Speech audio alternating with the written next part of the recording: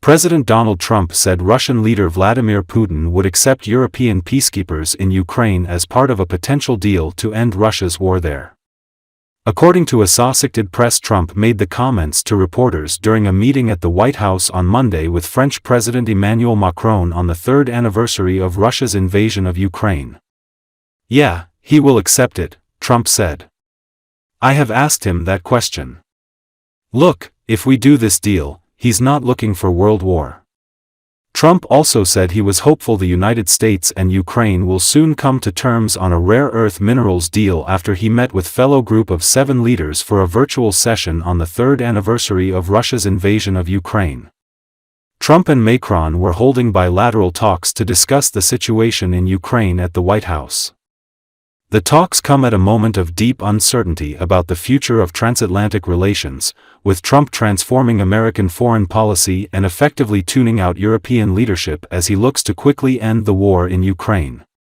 But Trump, a Republican, expressed optimism that the White House and Ukrainian President Volodymyr Zelenski are nearing a deal that would give the U.S. access to Ukraine's critical minerals to help repay the U.S. for more than $180 billion in American delivered to Kyiv since the start of the war in 2022. Ukraine is also looking for future security guarantees as part of any agreement. "It looks like we're getting very close," Trump told reporters at the start of his bilateral meeting with Macron. He added that Zelensky could potentially visit Washington this week or next to sign the deal. The anniversary, and talks, come at an unnerving moment for much of Europe, witnessing a dramatic shift in American foreign policy with Trump's return to power. Today's a big day in that we had a G7 and President Macron, who's a very special man in my book. Thank you, Mr. President. Thank you. Thank you. No, thank you. I want to thank Mr. President for his hospitality. We had a good discussion this morning for the G7 here, and for the third year of this war in Ukraine. And I think our common objective clearly is to build peace, and a solid and long-standing peace. Very special with France and very special with this gentleman on my right. And we look forward to keeping that going for a long period of time. Thank you very much. Thank you. Thank you, Mr. President. Thank you. You convinced Vladimir Putin to accept the European troops as peacekeepers, would you think? Yeah, he will accept that. He will accept I've asked him that question. You talked to him? I've asked him that question. He said yes? going to lift the block on the Because he's not, look, if we do this deal, he's not looking for more war. He doesn't mind. But I've specifically asked him that question. He has no problem with it. Is France going to And this is a very important moment for Europe as well, and I'm here as well after discussions with all my colleagues to say that Europe is willing to step up, to be a stronger partner. Mr. President, are you thinking of going to Moscow soon, maybe in May for the 9th of May for the anniversary? I mean, not soon, but I would be certainly, if this all gets settled out, which I think it will, sure, I would go there, sure. And he'd come here, too. On the 9th of May on the Red Square? I don't know the 9th of May, no, I don't. I think that's pretty soon. But no, at the appropriate time, I would go to Moscow. I think the war could end soon. How soon? Within weeks. Weeks? Yeah, I think so, right? Don't you think so? I'd like to have you, I think we could end it within weeks if we're smart. To do more in defense and security for this continent, and as well to be a reliable partner. critical minerals deal? It looks like we're getting very close. The deal's being worked on, and we're, I think, getting very close to getting an agreement where we get our money back over a period of time. But it also gives us something where I think it's very beneficial to their economy, to them as a country. But, you know, we're in for $350 billion. How we got there, I don't know, but that's a lot of money, a lot of money invested, and we had nothing to show for it. And it was the Biden administration's fault. Mr. President. And troops in Ukraine to back the ceasefire? European troops may go into Ukraine as peacemakers. So when the agreement is done, they can watch that everything's followed properly. I don't think that's going to be a problem. And a lot of the European countries, I think, I don't want to speak for France, but I know that the president's talked about doing that also. I think that'll be a very good day when we can go in as peacekeepers as opposed to what's going on right now with everybody being killed. Will they So. have U.S. backing, those troops going in? Very strong American involvement. Europe, of course, also stands ready to support Ukraine.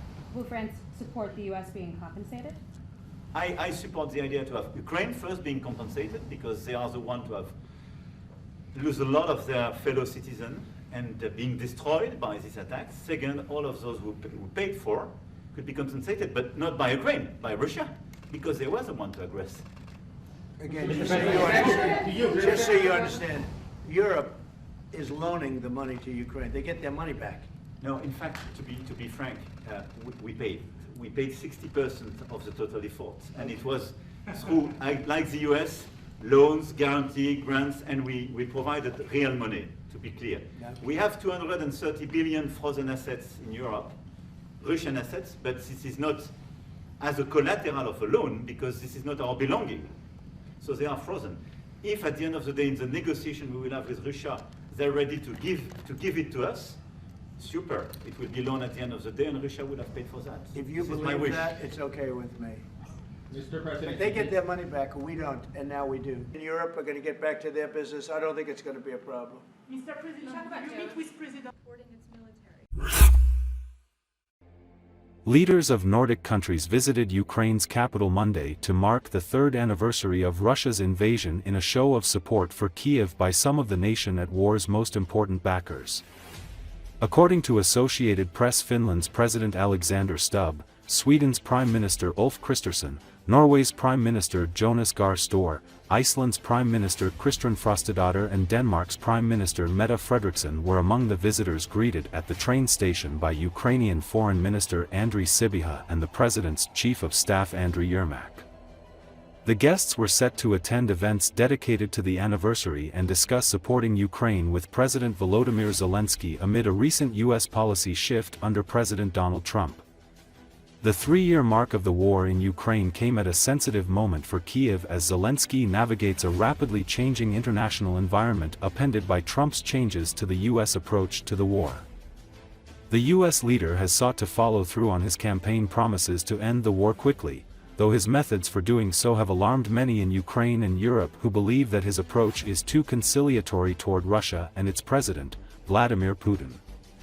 Leaders across the EU, fearing both that Trump's approach to Ukraine would lead to an unfavorable settlement for Kiev and that they, among Ukraine's most important supporters, would be sidelined in negotiation for peace, have rushed to assert their own response to the rapidly shifting environment. On Sunday, the eve of the war's 3-year anniversary, Zelensky said Russia had launched 267 drones into Ukraine overnight, more than in any other single attack of the war. Advisor of the President Commission and Ambassador Kirill. Welcome. Are we ready to move? Yes, sure. Good morning, Madam Prime Minister, Head of the Office of the Human.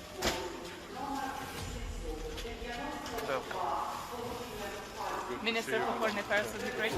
Welcome. I know these guys. Advisor of the President. Thank you.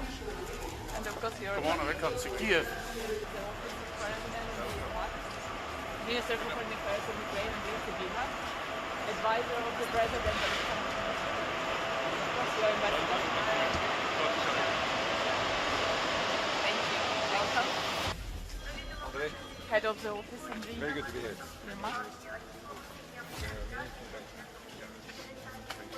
Minister for Foreign Affairs of the Bucha. Advisor of the President Alexander Commission. Foreign Affairs of the Bucha. And Ambassador.